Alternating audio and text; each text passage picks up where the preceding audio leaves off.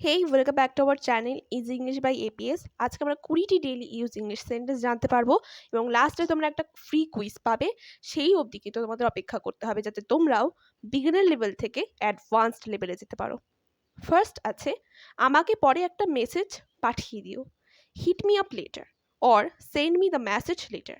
Hit me up later আমরা সাধারণত informal ওয়েতে ব্যবহার করি, তো ফর্মালি আমরা বলতে পারি send me the message letter. তাকে ভিতরে নিয়ে নাও, বাজ him in.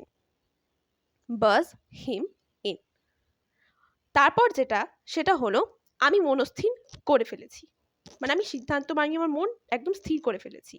I have said my mind or I made up my mind. এই দুটোর যে কোনো একটাই তোমরা ব্যবহার করতে পারো। পাল্টা জবাব দেওয়া বন্ধ করো। Stop answering back. Stop answering back. Okay, তারপরের যেটি আছে সেটি হলো এখন তোমার পালা। যে কোনো খেলাতে আমরা বলে থাকি এখন তোমার পালা, এটাকে আমরা বলতে পারি ইটস ইয়োর টার্ন নাও। এই ইটস এর ফুল ফর্ম হলো ইট ইজ, একসাথে বললাম ইটস। তারপর হলো আমি ঘড়ি খুলছি, এটার হবে হচ্ছে I am taking of my watch. সেমভাবে আই এমকে আমরা আই অ্যাপোস্ট্রফি তারপর এম অর্থাৎ আই এম হিসেবেও লিখতে পারি। তারপর সব কিছুর জন্য তুমি একাই দায়ী। You along are responsible for everything. You along are responsible for everything.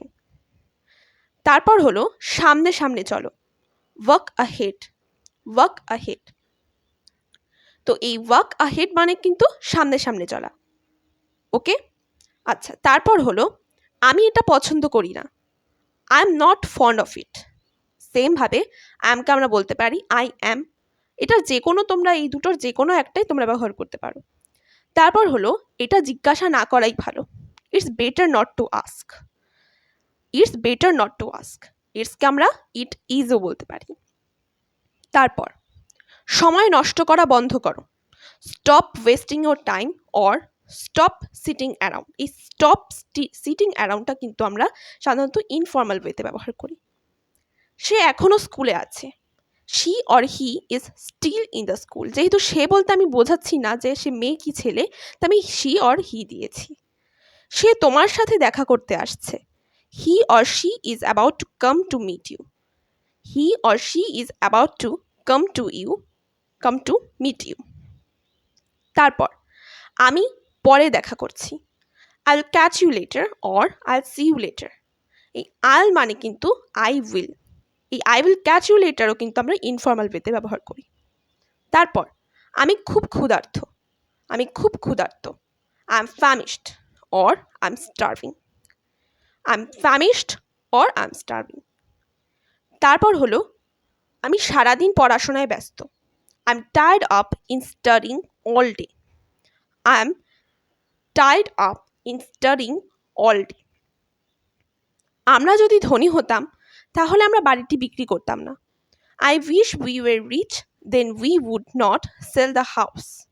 I wish we were rich then we would not sell the house. তারপর চুপচাপ বাইরে যাও, go out quietly. Go out quietly. Okay, তারপর হলো অসৎ সঙ্গে সর্বনাশ। এটা সাধারণত একটা প্রোভার্ব। ওকে, তারপর এটার মানে হলো a rotten sheep infects the flock. আপনি কি একা একা থাকতে পছন্দ করেন? Do you prefer or like to be alone? সাধারণত আমরা বলে থাকি do you prefer to be alone. Okay, আচ্ছা। তারপর হলো যা কিছু হয়ে যাক আমি তোমাকে বলবো, come what may I must tell you. Come what may I must tell you. তো আশা করছি পুরো ভিডিওটা দেখে তোমরা অন্তত কিছু কিছু স্ট্রাকচার তো শিখেই গেছো।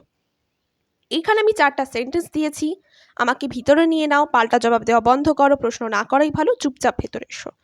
এই সেন্টেন্সগুলোকে তোমরা ইংলিশে কিভাবে লিখতে পারো সেটা অবশ্যই আমার কমেন্ট সেকশনে জানিও। এবং যদি ভিডিওটি ভালো লেগে থাকে অবশ্যই লাইক কমেন্ট শেয়ার করতে ভুলো না। And don't forget to subscribe our channel. By.